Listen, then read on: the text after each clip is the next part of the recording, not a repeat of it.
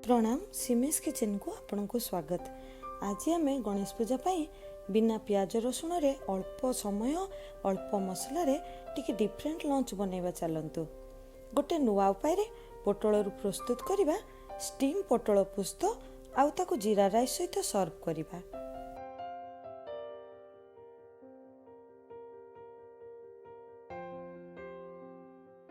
Ingredient गुड़िक है 9टी पोटल, 2 teaspoon रो सोरिष तेल, 2 टीस्पून रो धला सोरिष, 2 टीस्पून रो कला सोरिष, 5 स्पून रो पोस्त, 3टी कंचा लंका, 1 टीस्पून रो लंका गुंड, 1 टीस्पून रो हळदी गुंड, 2टी कटा कंचा लंका, स्वाद अनुसार लुण।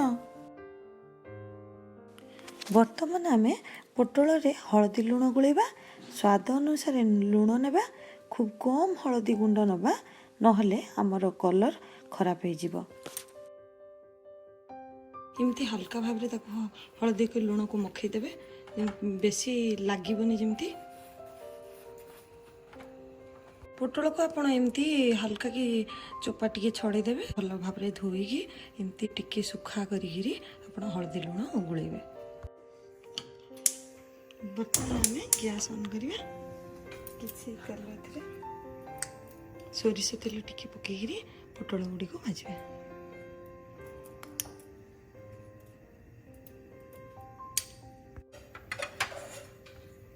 एमती गोटे गोटे पोटल को हमें भाजबे। हल्का टिके ढाकी देबा। देखो केते सुंदर भाजी गलानी। एमती हल्का टिके भाजी के अपना कर परिए। पोटल पूरा भल कि हो जाइए भजा। वर्तमान आम स्टीम करवा। आम गोटे पेस्ट बनैबा।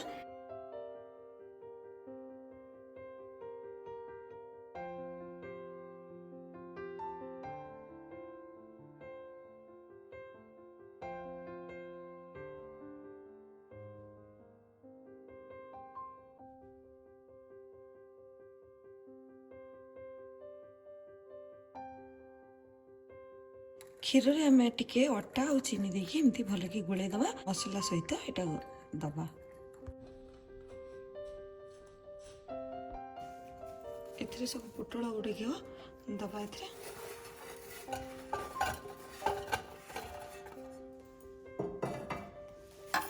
आउ सब मसला गुड़े दबा।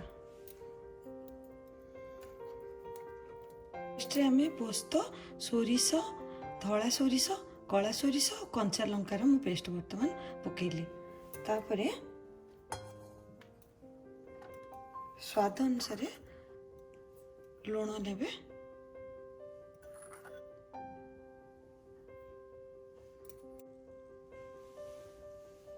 किछि लंका गुंड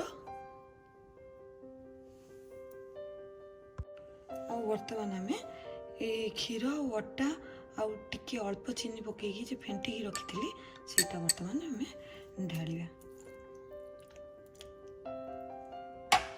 या भल भाव रे गुले दबा। किछि कंचा सोरिष तेल आउ कंचा लंका पकेबा।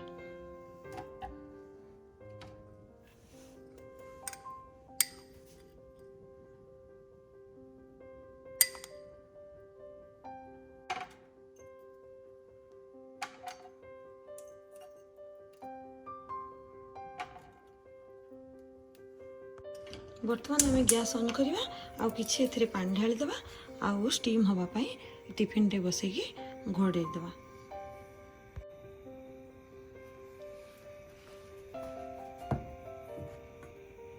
देखो टिफिन रू ठीक अधा रु कम टिके पानी नहीं आगु फुटेबा। बेसी पानी देले ये टिफिन भितरे पानी पशिजिवो। तेणु आपण या अल्प पानी नहीं फुटेबे। 15 मिनिट पाई या स्टीम हवा पाई छाड़ देबा।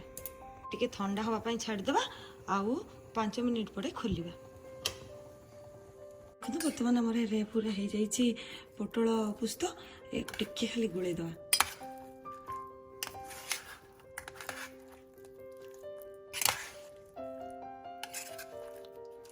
केते यम्मी देखा जाउछि। चलतु जीरा राइस प्रस्तुत करवा। जीरा राइस इंग्रेडिएंट गुड़िक है 2 कप बासमती चाउल, किछि लुण, 2 ଚାମଚର ଗୁଆ ଘିଅ, କିଛି କଟା ଧନିଆ ପତ୍ର, 2 टीस्पून जीरा। एबे हमर पानी पूरा फुटी आसलानी। एबे हम चावल एते पकेबा।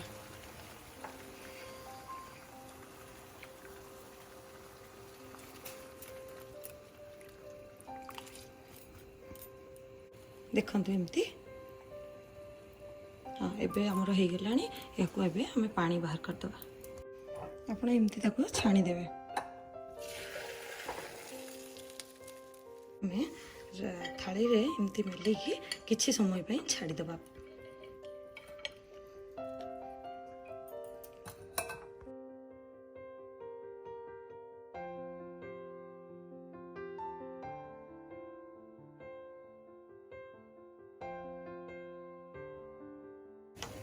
एबे हमें जीरा राइस प्रस्तुत करिया। मु किछि गुआ घियो नै छी।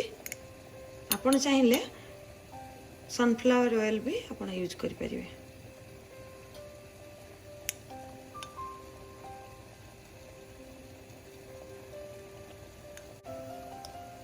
आउ जीरा किछि जेहेतु एटा जीरा राइस टिके जीरा अधिका पकेबा एथिरे।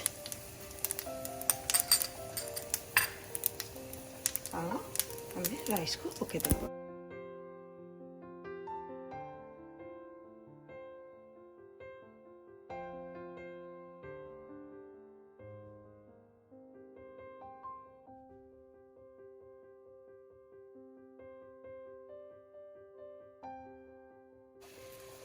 एमती हल्का सावधान भाव में गुलेबे जमती आमर चाउल भांगी न जाए, गोटा गोटा रहिबो। आउ जीरार फ्लेवर सबुआडे लगी जिबा दरकार। एबे याको 3 मिनिट पई हमें स्लो फ्लेम रे छाड़ी दबा। देखियो बर्तन केते सुंदर हे जाई छी। हमर पूरा कुक हे जाई छी 100%। भात केमती हे छी पूरा कुक हे जाई छी भल भाव रे। आपण याको एबे धनिया पत्र ऊपर टिके पके गिरी आपण सर्व कर परिबे।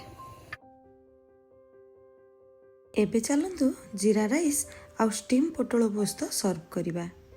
देखंतु केते सुंदर हे छी। आपण भी बनांतु आ समस्त को पूजा रे खाइबा को दियंतु। आ मते भलो लागिले कमेंट करंतु, लाइक करंतु, सब्सक्राइब करंतु। Thank you.